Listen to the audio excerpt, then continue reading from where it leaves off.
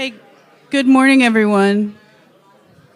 If everyone can take their seats, we're going to go ahead and get started so we can try to maintain schedule today.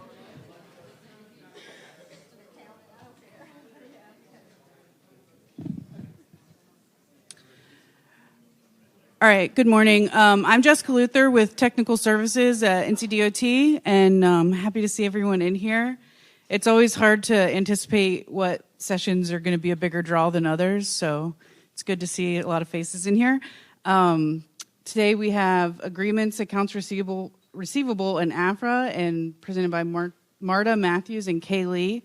So I'm going to let her introduce herself a bit more. But if we have time at the end, we can do some questions and answers, I think.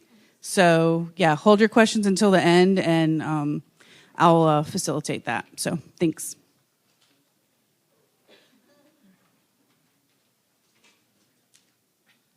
All right, good morning, everyone. Can you hear me? Is this on? Are we good? All right, I'm Marta Matthews. I'm the manager of the Programs Management Office at DOT. Our office does municipal developer agreements. We also do oversight of locally administered projects, and we've been starting to do federal grants and the federal grant agreements. But this presentation is just going to be really focused on the TIP agreements and utility agreements that I think you all as project managers are most interested in. So let me also introduce Kay Lee. She's the assistant manager of the accounts receivable office at DOT, so she's going to be doing about half the presentation with me. So a few highlights of what we'll discuss today. Like I said, the kind of agreements we're going to be focusing on. We're not talking about all agreements again. We're just talking about TIP utility agreements. When do you need an agreement? This will be kind of the circumstances in which an agreement is needed. How do you request the agreement? What systems do you need to go into to get the agreement requested? And then some technical stuff. That'll be fun. And then we'll move into the steps after the agreement is executed, including how to find this agreement in SAP, whether or not we've received money based on the agreement, invoicing procedures, and then for those projects where it's applicable, we'll walk through the appropriate AFRA request. Okay, so the two major types of agreements that we're talking about have to do with TIP projects. These are the projects that the department is delivering, and we have sort of three broad scenarios for the other party to participate. Either we're delivering the project, and the other party is providing the non-federal match. Usually this is an 80-20 split between DOT and the other party. In the second scenario, the other party is providing funding to the project. Maybe they're paying half the cost. Maybe it's another certain amount of funding towards project cost. And these first two examples are where we need to have a good understanding of the relationship between our money and the other party's money, because together they make a whole, and that has implications further down for the fiscal agreement and billing at the end of the project. And let's see. The third type of TIP agreement is where the other party has requested additional work. Let's say a developer has asked for a turn lane to be added to a project. Well, we're out there widening, or the city wants a sidewalk or landscaping or some other additional work, and they've agreed to pay for it. And then the last agreement type, utility agreements, this is when the city is responsible for relocating their water and sewer lines, but they have asked DOT to relocate those utilities as part of the construction contract and maybe provide upgrades while we're out there. So they're responsible for those costs to us. So what do these agreements have in common? We're doing the work, and the other party is paying for the work. So do not request an agreement where we are doing the work and we're paying the other party. It doesn't work that way. Or where the other party is doing the work and they're paying us. So you kind of need to understand how the money is flowing. And These agreements are what we would call accounts receivable agreements because the department is receiving the money from the other party. These are the circumstances when you would need an agreement when the other party is participating in costs, because we need to have that mechanism to get that money from the other party, and that is the agreement. Or when there are responsibilities for the other party. And in this example, if the other party just had maintenance responsibilities and they were not paying us, we would still need an agreement with them. This would not be called an accounts receivable agreement because we don't have any money coming from them. But we do need to document this responsibility in some way. All right, so we'll move a little bit now into the system for requesting these agreements. So how do you request a TIP or utility agreement? All accounts receivable requests are submitted in the Municipal Agreements Management System, which is in the Enterprise Business Services Portal. This is only for accounts receivable agreements right now. So we don't do accounts payable agreements in here. We don't do non-funding agreements in here yet. And then just a note, if you do have trouble remembering the difference between accounts receivable and accounts payable, put NCDOT in the subject line. If NCDOT is receiving money, it's an accounts receivable. If NCDOT is paying money, it's an accounts payable. So the EBS portal is how you'll request agreements. Project managers will submit a pre-agreement application in EBS. You do need to have a role to get this tile. You need to coordinate with your EBS coordinator, whoever that is in your unit, to get this role. It's just a screenshot of the roles that your EBS coordinator would need to add to your profile so you can get this access to the system.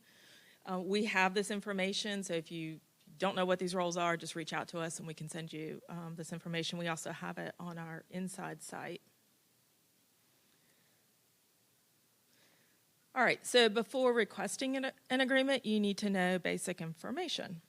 We need to know who the other party to the agreement is. This is kind of important with developers. Make sure you have their name correct. Their names do change a lot, but they have a formal name, and that needs to be the same name on the agreement, needs to be the same name on the check that they send us. You also need to understand how participation is calculated. Is the other party paying a percentage of actual or estimated cost? Is the other party paying a fixed amount regardless of the cost? We need to know if there's enough funding for the project, and if the costs go over the funding, who's responsible for those costs. We need to know when the payment is due. In general, municipalities may pay at the end of the project. We have Powell bill funding that we can use as collateral in the event that they don't pay. But in general, non-municipal entities will pay up front. So these are developers, private companies, counties. That's in general. We can work out some different scenarios, but you probably need to get the approval of someone in management. It wouldn't be our office. And then, is funding going to be provided on different phases of the project?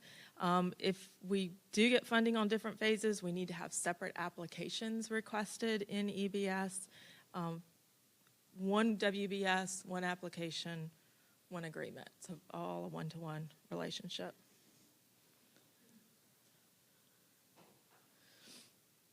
All right, when do I request an agreement? This is regarding the timing of requesting an agreement.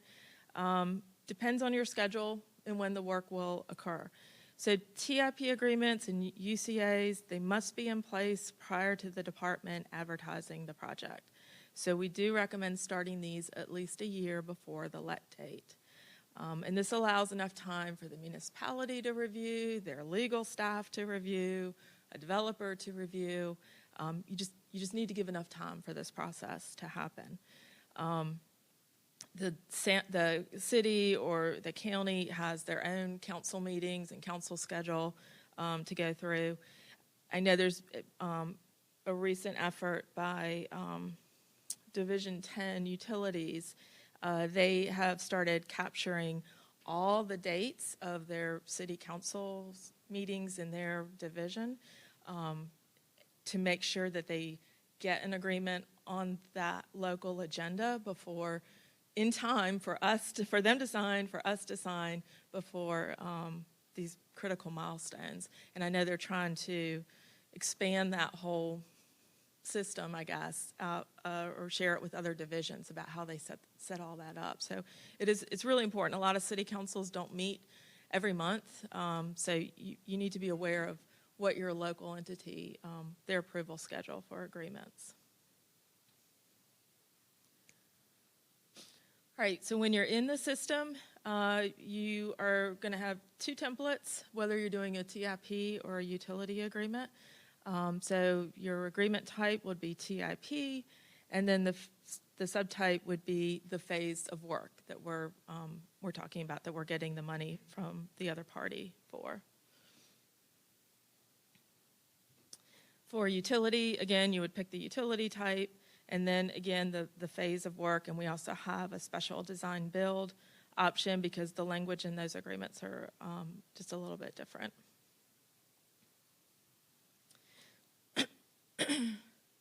So when you're creating an application in EBS, the form is pretty, I hope, sort of self-explanatory.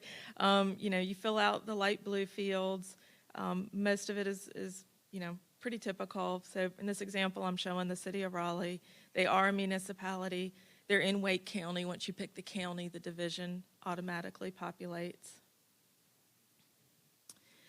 When you get down to the funding and the project number details, you need to know your information about the project. So we need a TIP number. We have to have a WBS element. We can only have one WBS element in this field, so don't list 2 or 3 in this field. Once you changing the agreement type and the subtype changes the form. So make sure you selected the correct agreement type at the beginning because it does change the form fields further down. The system times out quickly. So if you're in the middle of this and you get a phone call, it will probably be timed out by the time you go back to it. So you might have to save it and then come back and edit it. That's just a helpful hint. All right, so if you're doing an agreement for what we might call betterments or additional work, you're going to tell us the name of your TIP project. This is going to be kind of a short name, just something you can quickly reference, like, I don't know, US 21 widening, something like that. The scope of the TIP project, and then, a brief description of what this additional work is. And then you'll fill out this table, which will kind of have you can itemize all the additional work they've asked for. Sidewalk, multi-use path, landscaping, noise wall, whatever it is. The dollar cost to the municipality or the other party, and then how much they're participating. This is more just so we can put some information in the agreement. Maybe they're paying 50% of the sidewalk, 100% of the landscaping, however that works out. This bottom total cost needs to be the total cost to the other party, what they're expected to pay. And then utilities, that line for utilities is really just to tell us, are there municipal utilities, are there no municipal utilities, or the utilities are maybe owned by others, and we'll do a separate agreement at some other point. If you're doing a TIP agreement just for cost participation, so let's say the local is maybe providing the non-federal match or providing a percentage of cost, you wouldn't fill out that table because we're not talking about betterments or additional work here. So fill out the rest of the form, and there will be a place to put in the participation. And then the municipal utilities, it's a little bit simpler. Project name, scope of the TIP project, describe the utility work, relocation of water and sewer lines, maybe upgrade, and then the estimated local share for that utility work. And then we ask that you select the payment terms, whether or not they're going to provide a check when they sign the agreement, or we're going to bill them at the end of the project, or they can have the option to provide a prepayment prior to work beginning. So one of the checks you need to make is to make sure that the amount on the application is the amount in the agreement that the other party is going to pay. So just check that before you submit the form. If it doesn't match, we're going to have to send it back to you. All right, so brief overview of reviewing and executing the agreements. Excuse me. So this is a very simple process of how this works. So you all request an agreement to us. Our office will generate that agreement and send it back to you for review. You all review it. You may have changes. You may realize, oh, I didn't say that correctly, or I really want it to be this way. You might send it back to us. We regenerate it. We send it back to you. Once you're good with the agreement, this is when you need to share with the other party and get their review, get their buy-in, make sure they're okay with the agreement. If it's a really simple agreement, that may not be necessary, but mostly these TIP and utility agreements can be a lot more complex, and those cities and developers want more review time and want to give us their 2 cents on what needs to be in the agreement. Once our office has generated that agreement, and you know, you as the requester and us as the approver, you know, come to an agreement, we're going to add this to our next board agenda item. Agreements run on item O on the board agenda. Once the other party says, yeah, we're ready to sign this agreement, then you're going to approve the application in EBS, and that's our cue to send this agreement out via DocuSign. And that's why it's really important to have the other party review that agreement and make sure they're okay with it, because we don't want them getting it through DocuSign and then they're saying, oh, we don't like this, we want to change this, we want to change that. Let's get that review out of the way first so that DocuSign is a very smooth process. So again, we'll send it out through DocuSign. There is an option if a local party cannot do electronic signatures, they can print out the agreement, sign it in ink. And I think we are moving towards not having to get the original ink copy back from the other party. We were doing that for a long time, but I think we've moved to a point where we can probably do just a scanned copy of their signature page. But we do prefer DocuSign, so encourage it if you can. All right, once it comes back to us partially executed, we'll check to make sure the board has approved it, and then DOT will execute the agreement. And all parties are notified through DocuSign. The agreement will be attached in EBS. So a little bit about DocuSign. It is sort of embedded in EBS.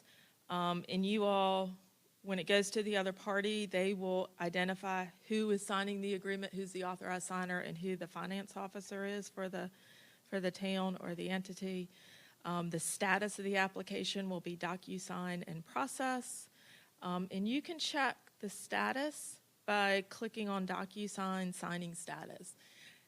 This is not the easiest thing to figure out sometimes if you look at it. So if you look at this and you still can't tell where the agreement is in the DocuSign process, just reach out to the agreement coordinators, and they'll be glad to check their DocuSign account and tell you exactly where it is. So again, you'll be CC'd on the DocuSign transmittal. You'll see the executed agreement on the email, but it's also attached to the application, and you'll see how it's labeled signed document. It says created by DocuSign. The created on date is the date that it was executed. All right, so once the agreement is signed, and here's where I'm going to get into probably some confusion here. I'm talking about setting up the fiscal agreement. I've started calling agreements paper agreements or fiscal agreements. The paper agreement is the PDF document that is signed by the municipality or the developer and DOTs. anywhere from, I don't know, 5 to 20 pages long. There's an agreement then that accounts receivable sets up, and that's really the fiscal agreement. So the application that you all have created from step 1 eventually goes into Kaylee's workflow, and it will show up here as a AR application. Now it's up to level 5.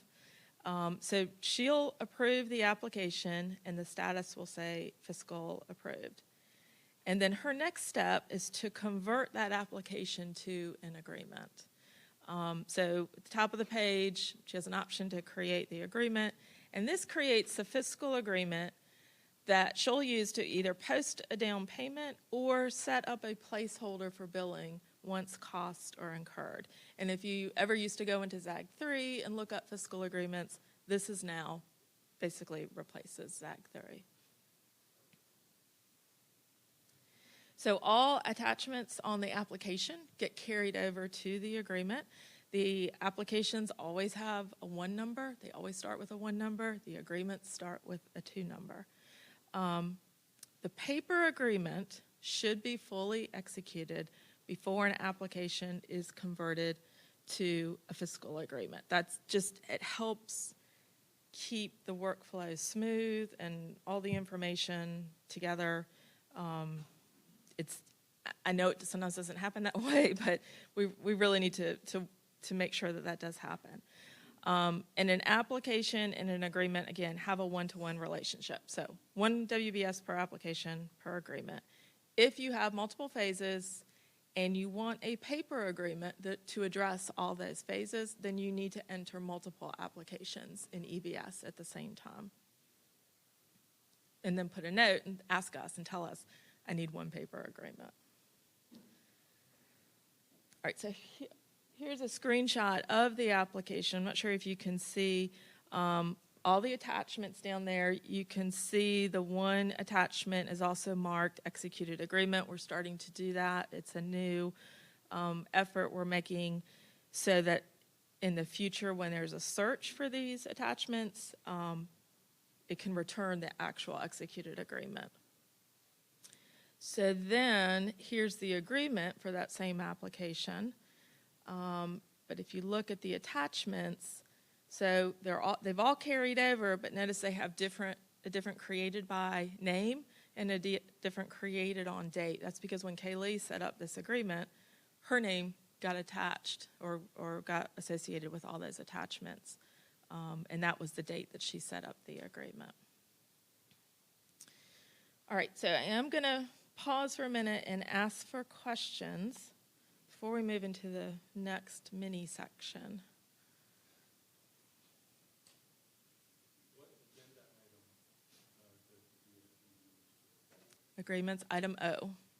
O, yep. I was wondering why the counties are categorized in terms of payments, arrangements, contracts, as well as agreements, with EBS. The counties were invoiced to make payments for They had to, not after the construction. right. Same way with private. Well, because with municipalities, the department has Powell bill funding. That's the state funding that the department allocates to the cities twice a year. Cities can use that money for their own road improvements. Because we control that money, if the city doesn't pay us once we bill them, we can go and take their Powell bill money and use it, back up that cost. It says that in the legislation. We can do that. Yes. Yeah, so we just have no collateral with counties. So that is generally why we do that. Now, if we can work out maybe payment plans, we can work out some different scenarios. We do need, depends on kind of how much money we're talking about, whether or not we want to wait till the end. I think I had our conversation, Bo was in here, but he was talking about a pretty big project where it was like millions of dollars. That this was, I think, a private utility company. And I said, well, we might not want to wait till the end on that. We might want to get some of that money up front. So. Yeah, one of the things,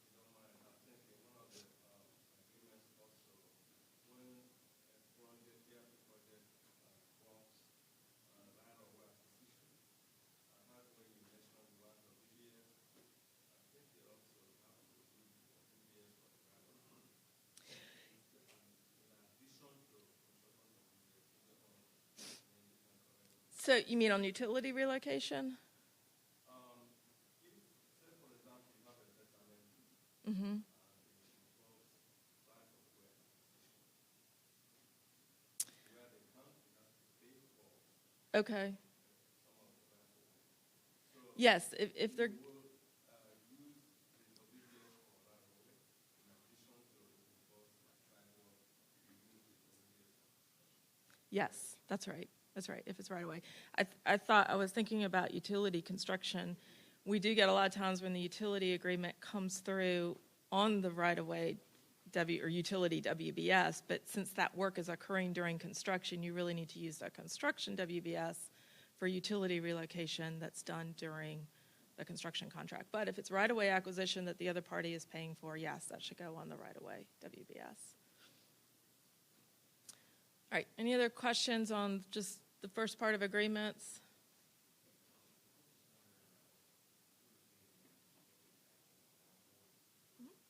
I think, Yeah, those sessions being recorded too, so all of those will be uploaded to Connect and available to the attendees. okay. Oh, There's always an 80-20 match between the municipality and the department. no. My example at the end is going to show you 50-50. It just depends on how the federal money has been allocated. Generally, if the department, if it's like a project that came through prioritization and we're using federal funds, we're going to maximize our use of federal funds. But a lot of the MPOs, the planning organizations, they have their own federal funds that they allocate, and they like it to make it more competitive for their locals, so they sometimes say you can put in a higher match. All right, I'm going to turn it over to Kay to talk about the world of accounts receivable.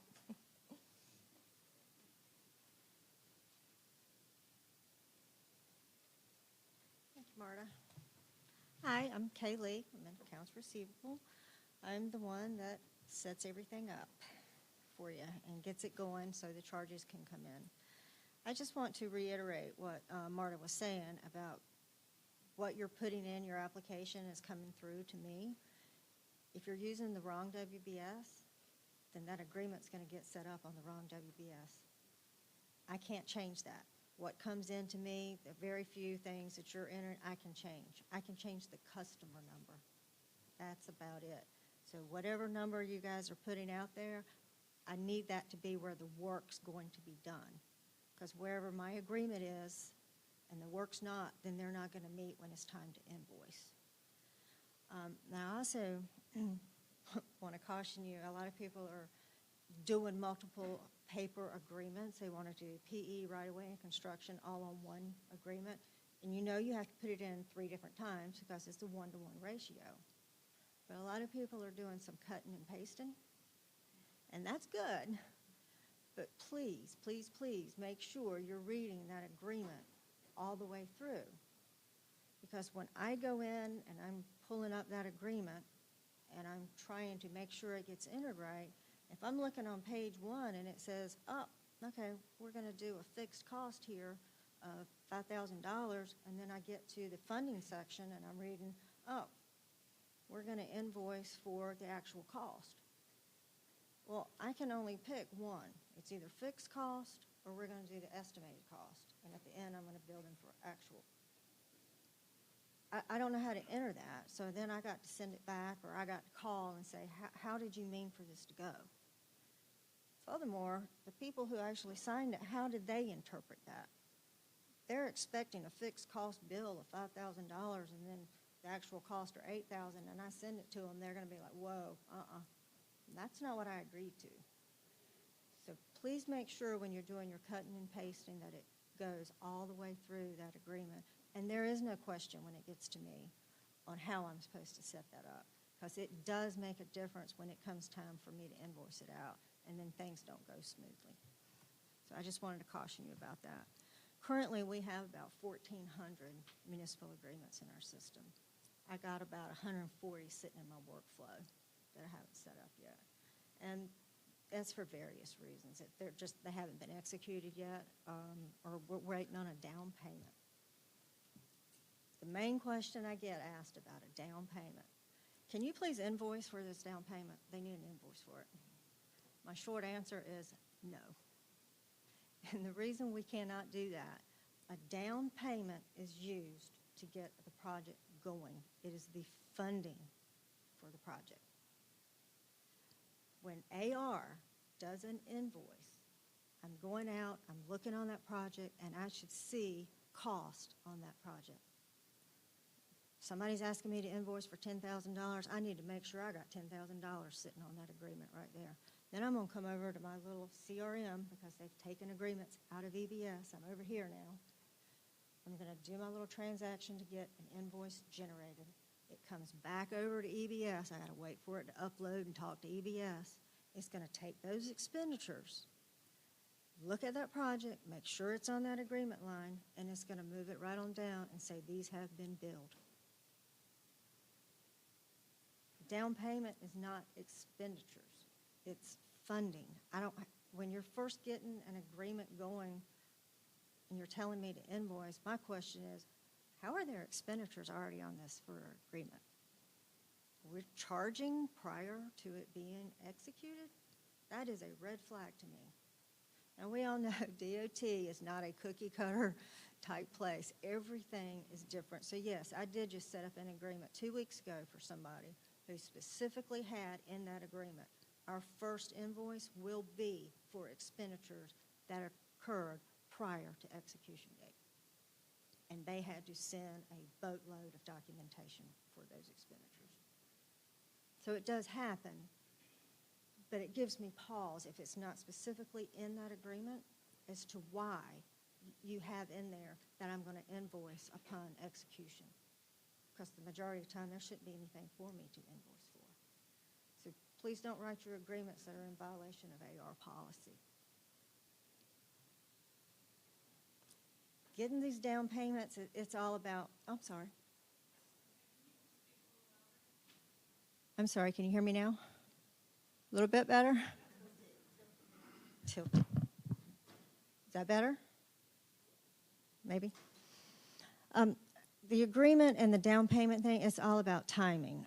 We had an old way, which I kind of liked, of course, because it was easier on me. The division would get both items. They'd get the money and they'd have the agreement, and then they'd ship it off to Marta's group, and then Marta would send it to me. I'd have both. There'd be no question what I got. The money's for this. I input all the information. Now, the new way, everything's done almost like electronically. So the agreement's through DocuSign. Somebody else is entering all the information, and it goes into my workflow. Payments now come directly to AR. That means if it's a check, it goes to my admin person. She's opening all the mail. It can come in by mail, or it can be an ACH payment. An ACH payment comes in through the treasurer's office, and I have the GL unit. They go out, and they're scanning for any money that is for DOT. So when that money comes in, I need something to identify what it is, because we get gobs of money. It is not just for AR. They don't know that it's for AR. It just says DOT on it. They'll say, Kay, is this your money? Town ABC sent this. First thing I'm going to scan for, does it have my agreement number on it? Not my money then. I don't want it. If there's nothing on there, then I have to do some research. It is the responsibility of the agreement requester to make sure that down payment is coming in. There is a form that Marta has set up that tells the entity how to get that money in, where they need to send it to, and it does reference on there to have the agreement number and the WBS number, whether it be a check or you're going to send it in with the ACH or whatever. I just need something to identify that money, because a lot of times I don't have that agreement yet, and I've had to contact their unit and say, where's my agreement? And even if I do receive some money before it's been executed, I have to post that money. So I have to get Jenny here. I need you to go on and send that agreement through. It's not been executed. I get that, but I got money I got to post. We can't just post money to a holding account. That would be illegal. I have to put it on the project that it is for. My next big question that I get about a down payment. Where can we see that the down payment was paid? Well, if you go out, this is one of my favorite transactions here on CF22. You can see my agreement lines, that second line right there, and there's the agreement number. Marta told you, once I create the agreement in CRM, it automatically assigns it a number. Pre-agreement starts with a 1. The next one is CRM creates the actual agreement. It starts with a 2. You can see here, there's $115,000 sitting on that agreement. You can't look at this and tell if that was a down payment or not. So you need to either use that WBS number or that agreement number. If there were a tip number on here, it would be listed on here too. You go into CRM. You just click on that search agreements. There, that's where you would enter your tip number, agreement number, WBS, whatever, and it has to come off of that ZF22. If you're going to enter the agreement number, you can always use the wildcard just like you do in SAP. Star, and you can just use the last 5 digits. You don't have to put the 20000. You can if you want to, but you can just do the star. That'll take you to the CRM agreement. You can see where it says down payment. I think it says amounts. That's where it shows that $115,000 that was just sitting on that agreement. It was paid with a down payment. If an agreement requires a down payment, I will not set that agreement up until I receive it, because I have to go by what the agreement says. The next big thing I have is invoices. I need whatever is sent into accounts receivable. That needs to be your final answer. It needs to be 100% right. So there's a few checklists I need to go over. Is the agreement, is it complete? Has all the work been done? You'd be amazed. I get the phone calls back. This is not done. Why are you invoicing me now? Sorry. Is the entity supposed to be responsible for your BSEP charges? Assessments. Has it hit yet? If I got an agreement right now, somebody wanted me to invoice, I can tell you assessments have not hit it. If there's a charge that went in September, it hadn't had time to hit yet. It's the first of the month. All you got to do is go back to ZF22 and you can look at the last charge that was on there.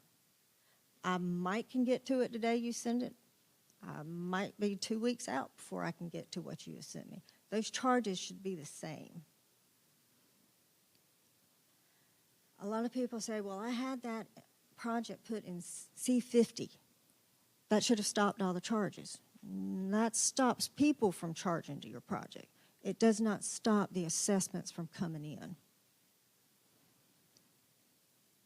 Is who I'm getting ready to invoice expecting that amount? If somebody does some work on your house and gives you an estimate of $20,000 and all of a sudden you receive an invoice for $100,000, are you going to give pause to that? So if your costs go up, please let that entity know costs are going up. We might need to change what we have set up. Get all the approvals needed before you send something to me. If your manager needs to put their blessing on it, get that. If you think that entity might not be in agreement, send what you have to that entity. Let them go ahead and look at what you have, get back to you, say, okay, we're good with that. Not only do I invoice, it is up to me to make sure that money comes back to DOT. If they just got an invoice that's more than double what they are expecting, chances are they got to go to their board and ask for additional funding. That cuts in to the time that it's going to take for that money to come back to DOT. All municipal agreements, it's a 60-day net pay. I need to make sure we try and get that money back in. That's one of the main complaints that I hear when people call me. Please, we just need to be notified. Stay in touch. I really need to know 3 numbers, and I don't ask for this just to cause people extra panic or extra work. I need to know the total cost that should be on that agreement line. When you go to that funding ledger, I need to know what it is. Less any down payments that's been paid. That puts me on the same page as whoever's requesting this money. I get requests, okay, they're invoice for $50,000, and that's all I get. Well, okay, but do you realize they paid $100,000? So does that mean I'm supposed to make agreement cost $150,000, or do you really mean they're due a refund? I don't know. Like I said, we have 100 and I talk about hundreds of agreements in a week. I cannot keep up with who's sending what. I need everybody to please send me your total agreement cost, what the down payment was, how much you're saying they're owed. And then I can go out and make sure CRM matches what's in the funding ledger so you can run all your reports. I don't have a set whatever you send me for itemization of cost. I'm just really trying to prevent a phone call from once that invoice gets out, because if they're questioning the cost, I'm sending it back out to whoever requests it, because I don't know what the costs are. I'm not an engineer. I have no idea what's on that list. You can get it from running a report, or a lot of times the agreement will have an exhibit that's attached to it, and that's kind of what they want to go by. But just like somebody working on your house, you want to know, well, why am I paying this money? What am I paying you for? Everybody else needs to know and wants to know, and they're going to scrutinize it. What are we paying for? So, yes, I ask for that. And you can send it to them, or I can send it to them. I do like to have it so I can upload. Whatever gets sent into me, I upload it to that agreement. And I have had people come back years later and say, you know what, we've been going back over this project and we've lost something. We can't find this. Did you get this and attach it? Pull it up. Actually, I did. It's right here. Or they'll come back and say, why did you do this? Oh, well, right here I got an email from so-and-so, and that's what they told me to do right here. Or it could be I made an error. Go back and check. We make errors too, but I need everything just to try to make sure everybody's on the same page and everybody's happy. On the billing amounts, you can see where it has the total amount authorized. Didn't put my glasses on this morning. I have my contacts in, so now it's not focusing. There was a down payment paid of $1,225,000, so that has to come off. So this is what they're owed. The open item, that's what I invoiced for.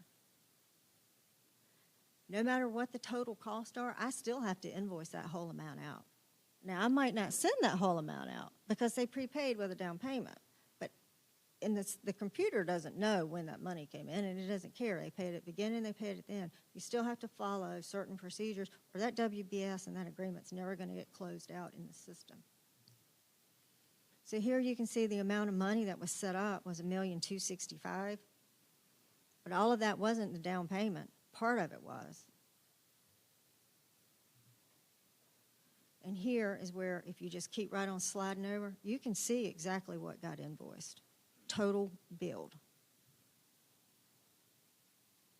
So whatever is in my CRM system, it has to come over to here.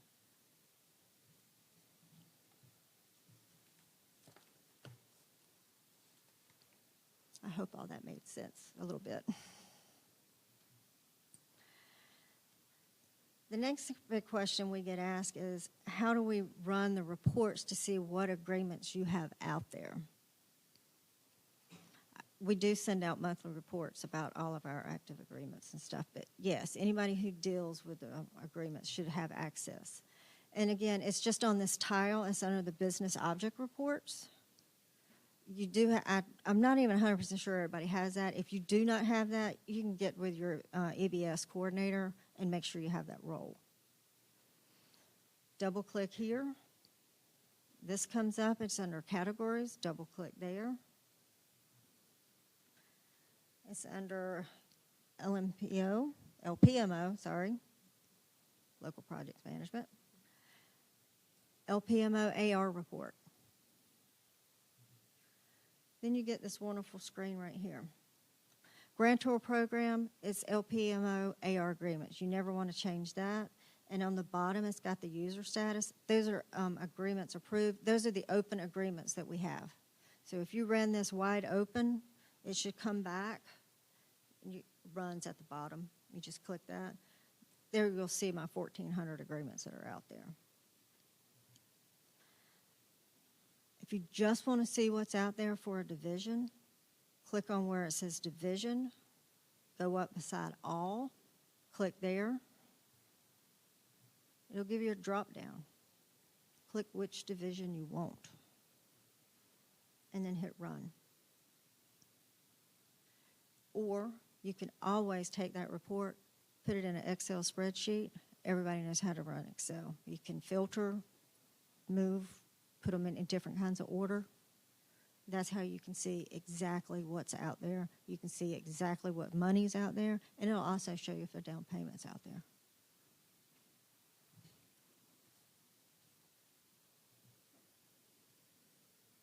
Yes, ma'am. Yes, ma'am. No, no. The local agreements we do not. I'm sorry, what was the question? Down payments, when are they required? If it's a non-municipal entity, we usually require a down payment. If it's a project where this usually municipality, they're providing the non-federal match, and we need their money to make that phase whole, then yes, that's a down payment. And that's the next example we're going to talk about. Just curious, so after the agreement's made and after the loan's set, if the, let's say, county or city requests additional work and the resident engineer did a supplemental agreement, how did y'all check the additional funds and how we receive them? If a supplemental agreement is done, and it's increasing the work on that, and it's increasing the amount of money on the agreement that I have already set up, I just need somebody to shoot me an email. You can put it through, but I need to know that it's the same agreement, we're just increasing the cost on that, and I can go in and change the amount of money. If you put it through, and I'm not made aware of that it doesn't need to be on a separate line, then it's going to go on a separate line. Every time you put something through, it comes through and hits that funding ledger on a different line. I need to know if it's adding to something or if you need it separate. In that case, you're just adding to it. So when you set this agreement up, you're saying you basically set up this line for the division. So if there is additional overrun of this line, the construction line goes, it will automatically go up on the line. Well, No. you need to tell her that those costs have gone up. So if the estimate was, say, $250,000, and now it's $500,000, she needs to know that estimated cost has gone up and the estimated amount to bill has changed. I am going to talk a little bit about changes at the end. It's very complicated and didn't want to get too much into detail on that, but I will talk a little bit about that at the end. Anything else for Kay?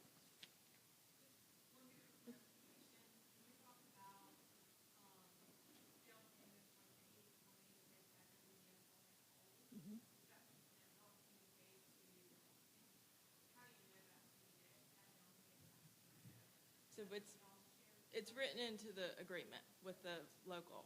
So, but the project manager needs to make sure that the local actually sends it in. Okay. All right. So now I'm gonna talk about the automated funding request application. This is not my area. I do have Bill Martin here in the front. If you've got specific detailed questions, he might be able to answer them. But we wanted to do this session and talk about these three things because they do work together on certain projects. And we need to make sure that they're all in agreement at the beginning so that we're all happy campers at the end. So the automated funding request application is also in EBS. You've got a couple of tiles here. The first one is where you actually make the request for funding. The second one, the display, is you can go in and look at any project and the funding requests that anybody has made. The first one is only going to show the ones that you make. So when a project has participation by the other party, and this is the example we're going to use, like we're using federal money, and the local is providing the match, non-federal match, and generally it's 80-20, might be a different percentage. You'd have to look at the agreement. Or the party is just participating in project cost, and this might be, I think I might have it on the next slide. It would help if I put on my glasses. Yeah, let me go back. So the other party is just maybe providing an amount of funding towards the project. Maybe they are giving us, $5 million. It's a big project. It's a significant amount of money towards the project cost. Maybe they're participating in a percentage of the cost through some understanding between the division and the municipality. All right, so if we're doing non-federal match, we're using federal funds and the other party is providing the match. We need that agreement with the local. The funding that match should be a down payment prior to authorizing the federal funds on each phase. And the agreement will show the priority of the funding. So the federal funds and the local funds will all be on the same priority so that when expenditures hit that WBS, they go in the same percentage to the funding. Maybe this will make more sense when I get a little further on. So when Kay receives the funding, she'll set it up on the WBS. Then the AFRA request is made for the federal funding. You're going to attach the agreement, and the project management unit will see that local funding on the WBS. They'll see the agreement, and they will set the priority of federal and local funds based on that agreement. If the other party is just providing additional funding towards total project costs, again, you still need an agreement. Whatever money they're giving, however it's contributing to that phase, however it relates to the DOT money, whatever funding we need to complete our phase of work, we usually need that money up front. Again, Kay will receive that funding, set it up on the WBS, you do the AFRA request, and again, the PMU will set up the priority. Now, this is where it gets a little tricky. Sometimes we use the local money first, and then the DOT puts their money in. Sometimes DOT is paying up to a certain amount, but the local is paying for everything over that amount. Or there might be just a percentage share from each party. So we need to be clear in the paper agreement how it's going to work. And then it needs to be clear when that funding request goes in because that will set the priority of each funding type. And generally, and I think this is right, Kay, if you get the money first, if you are the first one on that WBS, you set it up as priority one. Yeah. Unless somebody tells me differently. Right. I don't know that any other money's coming in. Right. Okay, so creating a request in AFRA, I just did a screenshot of me logging in. I'm highlighted that funding checklist. If y'all were here yesterday and heard Brad's presentation, this is kind of the thing the FHWA is looking at to make sure that DOT is meeting all the requirements before we request funding from federal highways. So that's a very useful thing to have. But the funding checklist does say all agreements must be fully executed. So don't go into AFRA and make a request for funding. Kathy sees it and she says, there's local funding on here. Where's your agreement? And you go, what agreement? So make sure you've got those agreements in place. So the process for funding authorizations, PMU will create the funding document. Once it's submitted into AFRA, they'll submit to fiscal. PMU will also add to their board agenda item, which is item M. Then it goes to Federal Highways. They'll review it, hopefully approve it, send it back to fiscal. And then once the board approves item M, fiscal releases a WBS, and then the AFRA request is approved and you get notified in workflow. All right, so questions about AFRA?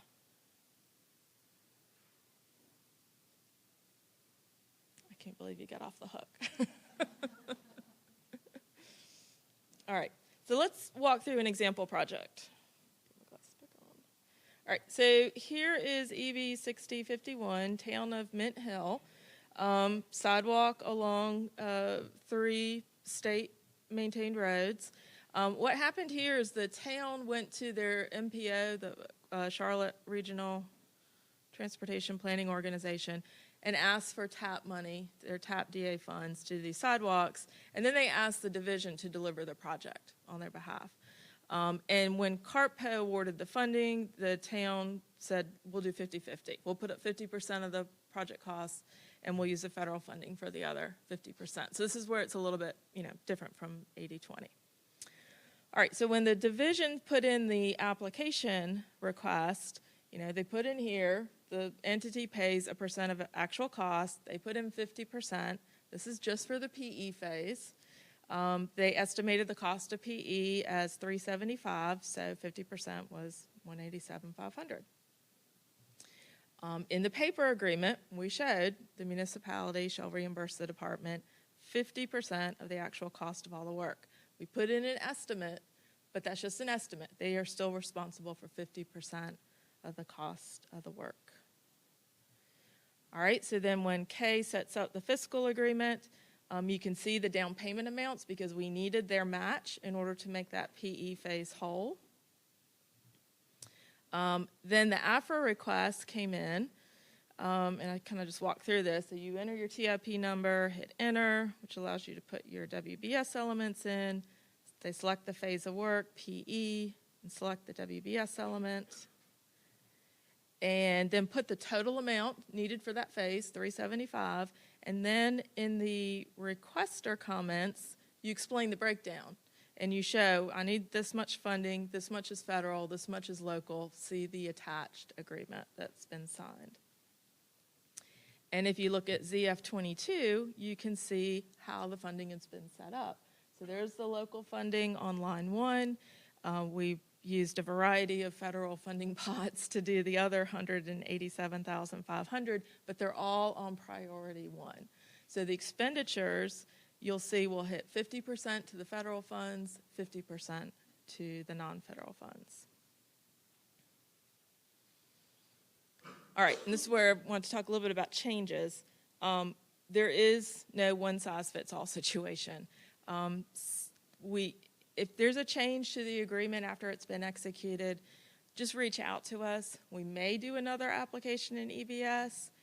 We may do a supplemental agreement with the town and attach it to Kay's agreement and let her know those costs have changed. It kind of depends on whether the other party needs a supplemental agreement. Some cities and towns, they require something in writing, a formal agreement before they will agree to those additional costs. And then we have to go through that whole process of getting another agreement executed. Or we might just be able to tell Kay, hey, bump these costs up, it's going to be more. The agreement already says they're going to pay actual cost. So we don't always see the need for a supplemental agreement, but sometimes the cities and towns require one. But if you have any questions, please ask. This is a new system, as Kay said, the old way sometimes was a little easier, but we're trying to make this new system work the best way we can. All right, so in closing, know your project information and the commitments. That makes a good agreement. I always said an agreement tells a story. If somebody who didn't even know about the project, they should be able to pick up that agreement and read through it and understand what's going on. So be familiar with how the terms in the agreement affect steps further down in the process. Keep up with down payments. If a down payment is requested, is needed, is required, as a project manager, you're responsible for making sure that local entity has submitted that down payment. Run the report on open agreements and update AR when needed. And then funding request in AFRA should match the fiscal agreement and the paper agreement. And again, ask any questions. All right, so what's coming up from our office, we are going to do a webinar series on agreements. We're going to go into a lot more detail on what we talked about here. How do you get access to the system in EBS, the timelines for agreement, how to complete the pre-agreement application. We get a lot of questions about that. The workflow of the application, the whole system has a notes feature. It goes back and forth. You get notified, so we want to go into a lot more detail about that. We're going to talk about the DocuSign process, and then we'll have another session with Kay on the fiscal process, and we'll probably bring in Stephanie Benson, who works with the 36249, 36248 agreements. And then we're also going to do a session on changes after execution. So look for that. We're hoping to start that maybe by the end of October. So any final questions before I do the QR code?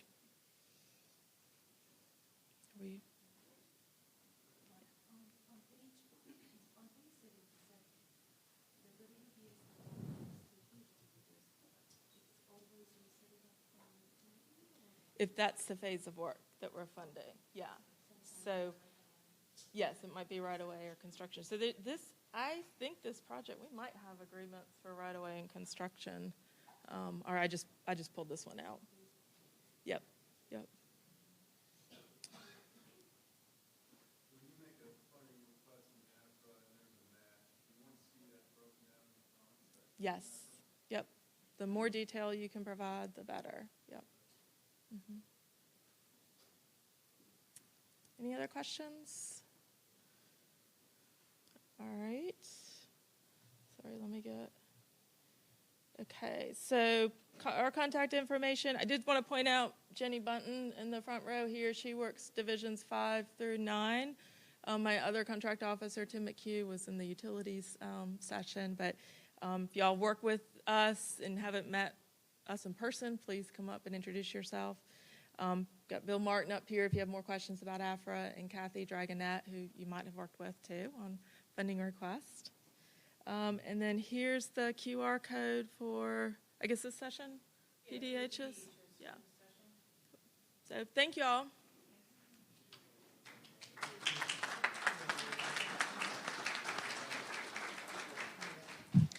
All right, we'll leave the QR code up for those that need it.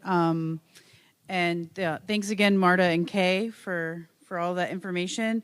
We have a networking break until 10:15, so there'll be some drinks and snacks in room 2A and B, which is a portion of where the unit booths and the reception was yesterday. So help yourself to that. And in this room at 10:15 is next gen aerial surveying and mapping. So, yep, enjoy your break. Thank y'all.